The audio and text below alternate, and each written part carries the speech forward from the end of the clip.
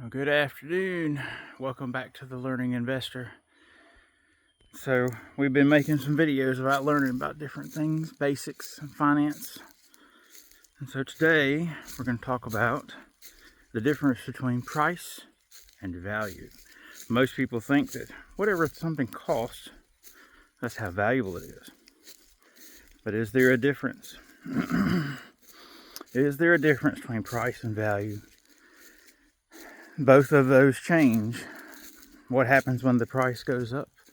Does the value go up too? Or what happens when the value goes up? Does the price go up with it? So what's the difference between price and value? I used to think, a long time ago, I used to think that they were the same thing. Whatever something cost, that's how much it was worth. But, again, I'm learning, been learning, and sometimes the value of something is a lot higher than the price of it.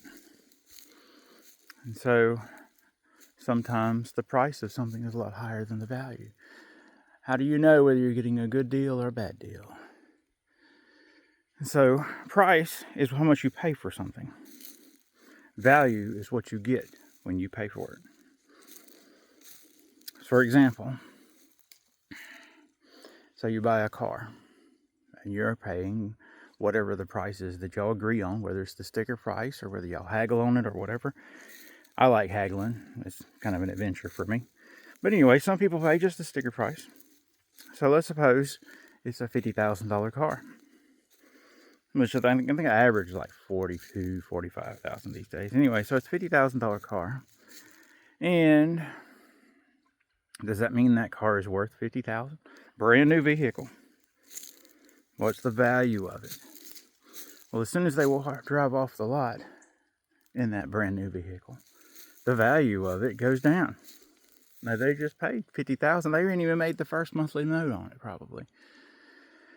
But the value of it went down. So they're paying $50,000 plus interest, however much, the combination of all of their monthly notes and insurance and taxes and maintenance and all that kind of junk on it. So that's how much they're going to pay for it. But then as time goes on, the value of it goes down. In case you're wondering, I'm actually in the woods. So there's woods here. There's some woods right there, all around the woods. I'm enjoying being in the woods. The leaves are crunchy again today, but nice pretty day in the woods. Anyway, back to price versus value. So they paid $50,000 for the vehicle, and immediately the vehicle is worth $40-something thousand when they drive it off the lot. So the price stayed the same, but the value went down. Or let's suppose that they bought a vehicle. Suppose it was an older vehicle, an antique maybe, and needed to be fixed. Suppose they paid, $5,000 for this old vehicle. And they put an extra $5,000 in repairs in it. Let's suppose that maybe they put $10,000 worth of repairs in it. That's an antique vehicle. So they've paid $15,000 for it. The cost of $5,000 plus $10,000 of repairs. And let's suppose the value of that vehicle, since it's an antique and everything, probably is $25,000. 20, 30 maybe, somewhere around there. Let's just say it's 25. I don't know. This is not financial advice. I'm still learning. We're just using some examples. So he paid 15 as the price, and the value of it is 25, and so it's worth more than what he paid for it, or she paid for it. Some mechanics or girls, they enjoy doing that too.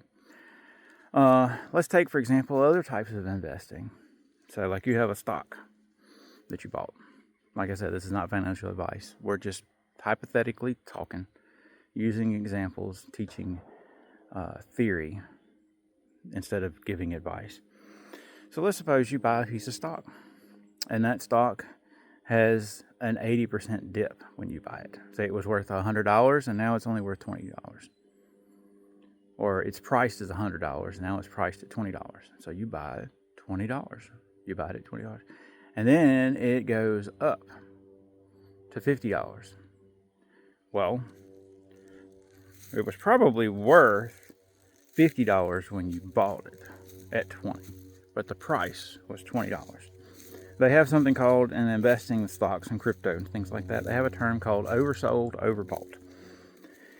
So when something is oversold, that means that its price is below what its perceived value is. And whenever it's overbought, that basically means its price is above its perceived value. And so when you buy something, when you look at something, whether it's a car or other type of investment like stocks, crypto, or maybe even real estate, you kind of want to think, how much is this value? How much is it worth compared to how much I'm paying for it? People do that all the time when they go grocery shopping. They go to see a sale. It's on sale. Well, immediately when it's on sale, some people think that they're getting a good deal, a good value for that price. And it may be a good value for that price. Or it may be some companies may mark up the price and then put it on sale back to the regular price. You see that a lot when it comes to inflation. Like we talked about in one of my other videos. Where the price of stuff keeps going up. This is some pretty woods. I enjoy being in the woods sometimes. A little trail, and it feels good out here today. So, anyway, I get distracted. So, if they got, say for example, you might be buying something online. Ooh, there was a rabbit that just moved. Huh, wish I could have caught that on video. Anyway, suppose you're buying something online, and it normally is $100, and it's marked half off, $50. So your price is going to be $50, but your value for that item is probably going to be $100. So it probably is a good deal to buy it. Or suppose there's something it may not even be on sale, but it's something you can use. Something in the kitchen. Like I like making mocha frappuccinos, so I have an espresso machine. I use it every single day. So it's a one-time purchase, and we paid for it one time, but we're getting a lot more value out of it than what we paid for it. Because I can make a lot of mocha frappuccinos, lots of espresso for lots of mocha frappuccinos for this machine, and they're like $5 and $6, $7. So the average price is $7.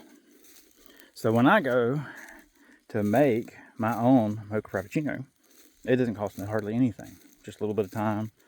I need to make a video on how to do that one day, how I do it. But anyway, so my price that I'm paying every day is way below the value that I'm getting out of it. And it'll last like 2 or 3 hours once I make it. But then when I go to buy a mocha frappuccino, I might spend $7 and get the same time. The drink might last the same time, or it may be shorter. And frankly, I think I like the way mine tastes better than the other ones, than the ones that I buy. But because $7, I'm paying a lot higher price for the same value, or even less value. So, it may be overpriced. So when we look at things and we think about whether we're going to buy something or not, we have to think about how much does it cost? That's the price. And we have to think about how much we're getting out of it. That's the value. And the value might be momentary, like we may just have it right now. But you kind of want to think about future value, like when you invest in things.